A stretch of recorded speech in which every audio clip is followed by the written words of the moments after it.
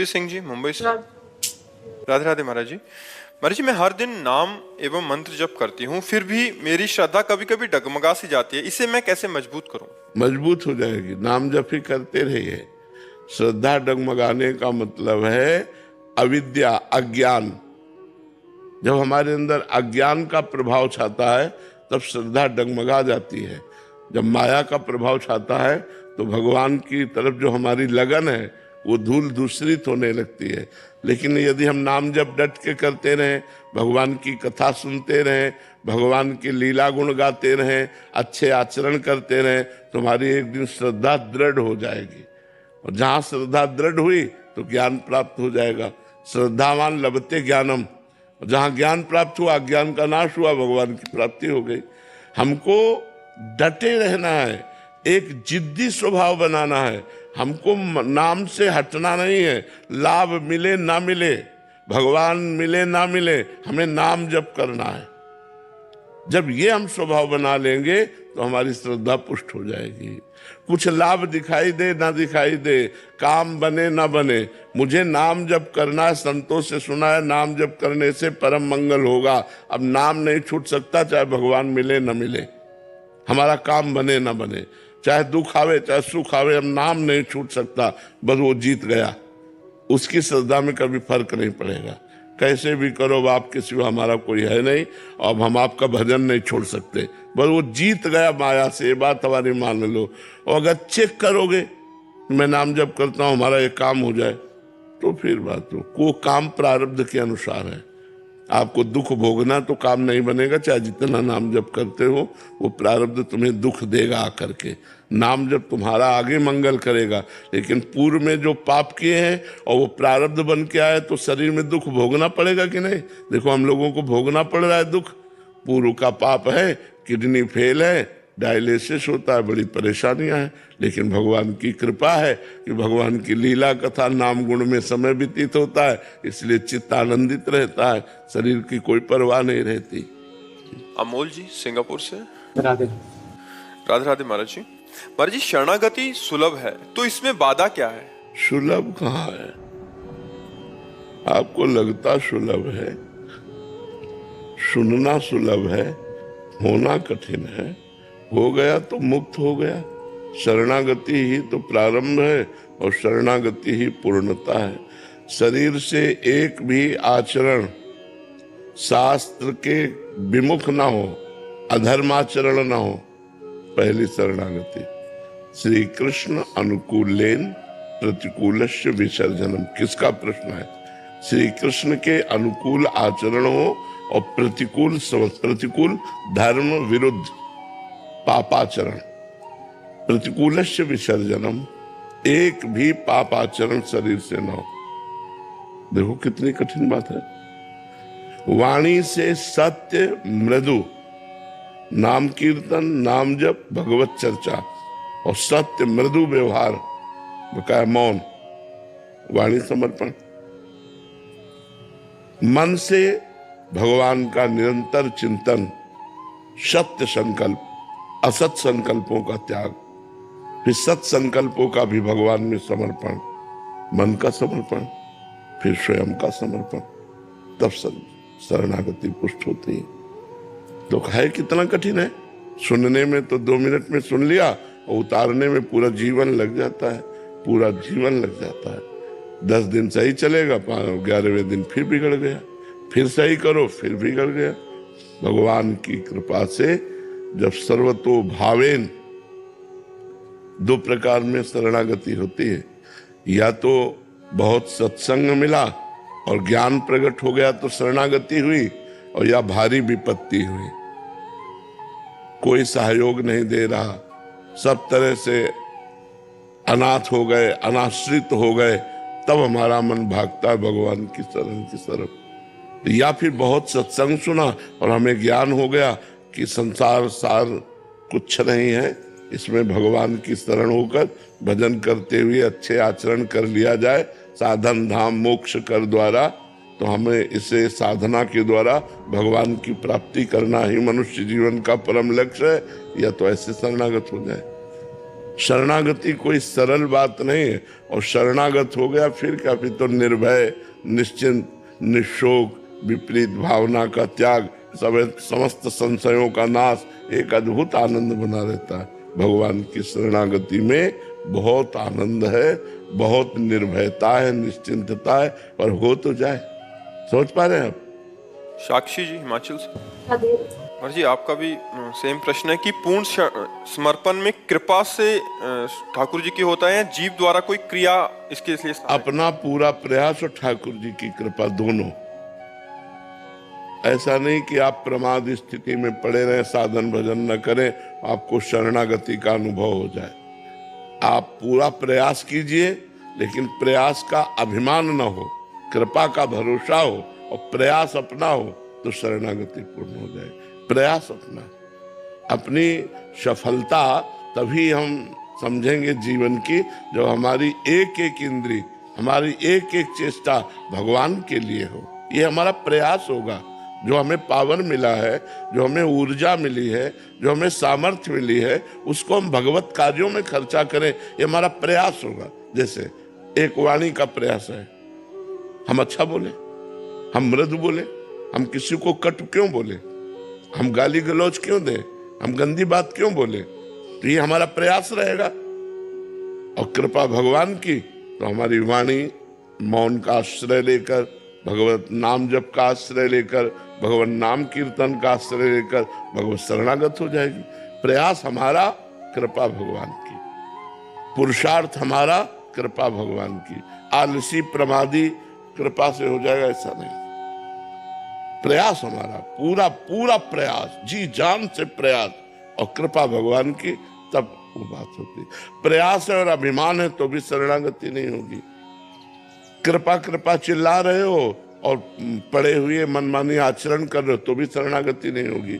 दोनों बातें होनी चाहिए, ठीक से प्रयास और कृपा का आश्रय, तो हमारी शरणागति पुष्ट हो जाएगी। पुनीत बंसल जी। राधा वल्लभ श्री हरिवंश। राधे राधे महाराज जी। महाराज जी पूज्य तुलसीदास जी महाराज जी कहते हैं कि भाव को भाव अनक आलसहु, नाम जपत मंगल दिसदसहु।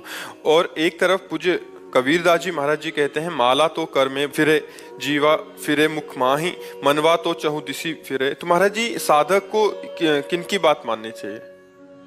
कबीरदास जी पीएचडी की बात कर रहे हैं, डिग्री की बात। तुलसीदास जी प्रारंभ की बात कर रहे हैं कि अगर तुम्हारा मन नहीं लगता, तुम्हारी श्रद्धा नहीं बनती, तुम्हारा भाव नहीं बनता, तो भी तुम नाम जप करो, तुम्हारा मंगल होगा। भाव कुभाव अनख आलसहु, नाम जपत मंगल दिसदसहु। कबीरदास जी कह रहे कि कर में तो माला फिरे, जिव्या फिरे मुख माहे, और मनुआ चौदिस फिरे, ये तो सुमिरन ना है। अब परिपक्व अवस्था में जब आना है हमको, तो परिपक्व अवस्था का मतलब है जहां अंगुली चल रही, जहां जिव्या चल रही, उसी में मेरा मन लगा होना चाहिए। वो प्रारंभिक अवस्था है, ये परिपक्व अवस्था है। दोनों अपनी जगह सही है, कोई इसमें गलत नहीं कि हम इनकी बात माने कि इनकी बात माने। एक प्रारंभिक है और एक स्थिति की बात है। स्थिति तभी आएगी जब मन तदाकार होगा, लेकिन प्रारंभ में मन तदाकार होता नहीं है। तो हमको विश्वास दिलाया जा रहा है कि तुम्हारा मन लगे ना लगे, तुम्हारी श्रद्धा बने ना बने, तुम्हारा भाव बने ना बने, यदि तुम राधा राधा कहोगे तो तुम्हारा मंगल होगा, तुम्हारा कल्याण होगा। लेकिन स्थिति तभी मानी जाएगी जब राधा बोलो तो सब इंद्रियां, मन, बुद्धि सब उसी में लग जाए, तब माना जाएगा कि तदाकार होकर डूब कर राधा राधा जप रहे हो, तो बढ़िया स्थिति आ गई। वहां स्थिति की बात कही जाती, यहाँ स्थिति लाने की बात कही जाती है। समझ गए ना? देवाकश राय जी। राधे राधे। राधे राधे महाराज जी। महाराज जी जो स्थिति हमें ध्यान योग से प्राप्त होती है, जैसे इंद्रियों पर निरंतर कुंडली जागरण, क्या वो स्थिति हमें नाम जप से प्राप्त? पूरी प्राप्त हो जाएगी। नाम जप से भूत भविष्य का ज्ञान सब कुछ प्राप्त हो जाएगा, यदि चाहे तो। लेकिन नाम जापक ये सब नहीं चाहता।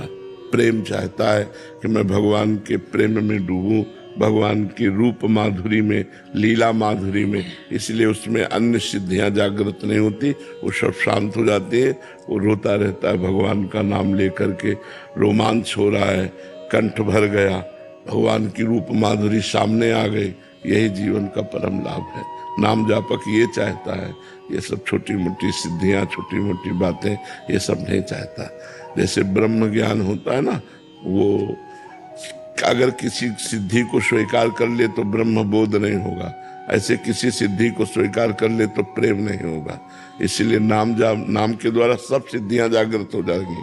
लेकिन देखो हनुमान जी नाम जापक ही तो हैं। सिया राम सिया राम सिया राम। जानकी जी ने उनको वरदान दिया, अष्ट सिद्धि नौ निधि के दाता, असवर दीन जानकी माता।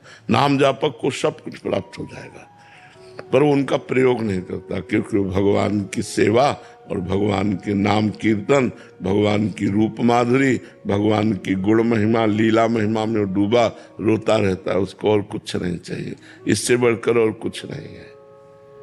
खुशी जी वृंदावन से। राधे राधे महाराज जी। महाराज जी कैसे समझें कि हम सही राह पर चल रहे हैं? संतों का संग करो और शास्त्रों का स्वाध्याय करो।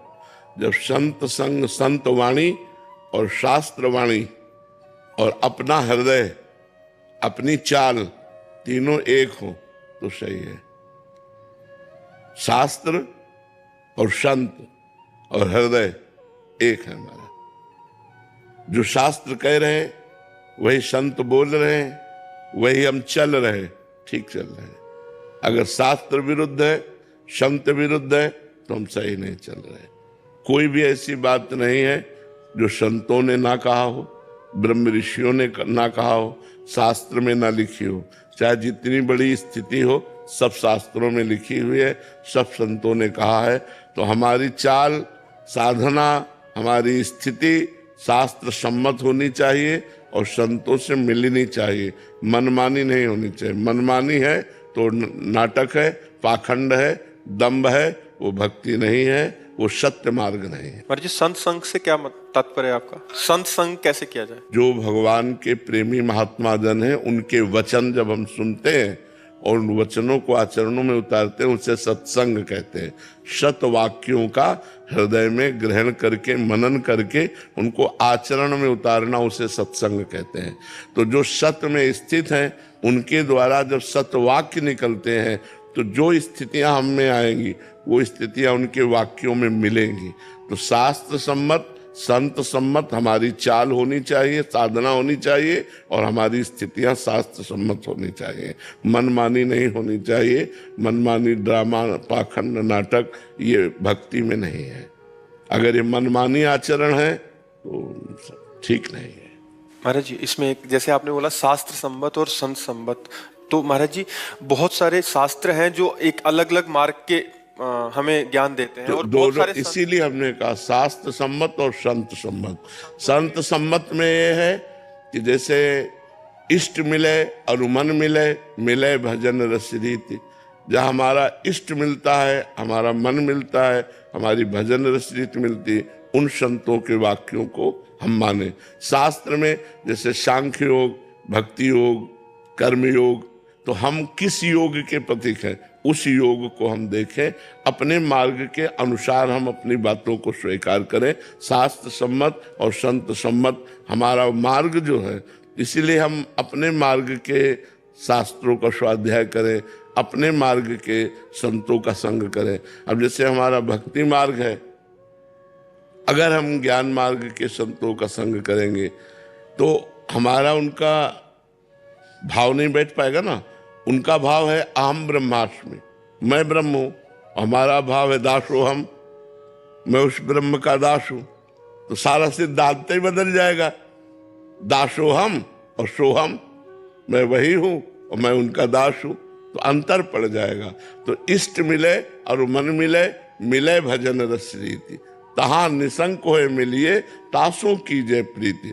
शंका रहित होकर ऐसे संतों से प्रीति करो और उनके वाक्यों को स्वीकार करो।